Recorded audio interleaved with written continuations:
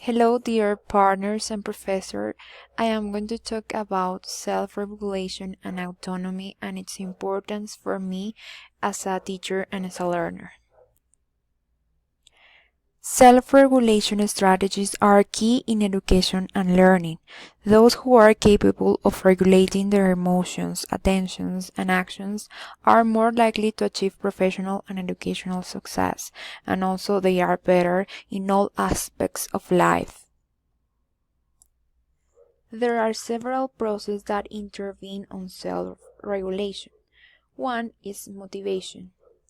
Well, as we already know, motivation is the driving energy behind all actions and behaviors, and according to Albert Bandura, it is regulated by the thinking that a given course of action will produce certain outcomes. Well, motivation works when a person has an inner desire to achieve an outcome and knows that through certain behaviors this goal can be attainable. In learning, students with a strong motivation are more likely to regulate themselves. This means they are able to organize and follow some steps that lead them to success. These students self-monitor themselves. This means that they are capable of developing some planning strategies, and they also are capable of reflecting on their own process of learning.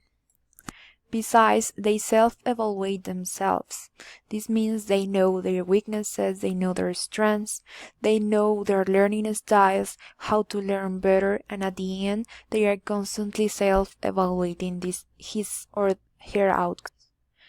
And these processes will lead them to success, which at the same time will increase the student's self-efficacy and their motivation, which at the same time will lead the process will be repeated again with a different task.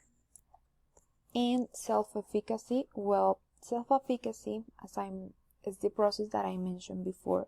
It is very important in the learning process because a person who is capable of regulate him or herself possesses a high sense of self-efficacy. According to Bandura, self-efficacy are the beliefs that determine how people feel, think, motivate themselves, and behave. Self-efficacy beliefs produce diverse effects on learning through four major processes, which include cognitive, motivational, affective, and selection processes. Therefore, all learning processes in life are determined by self-efficacy.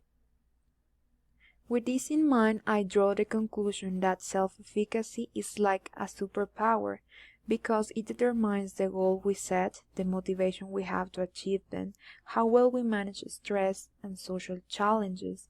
In other words, self-efficacy is a predictor of future success in all tasks. And for all the reasons that I mentioned before, I believe that for me as a teacher, it's very important to acquire self-efficacy and self-regulation strategies. If I want to teach my students how to be autonomous learners, first I need to learn myself how to be a self-regulated learner. Because the students always notice when the teacher is not convinced in what he or she is saying. And in this sense, learning is not going to be successful.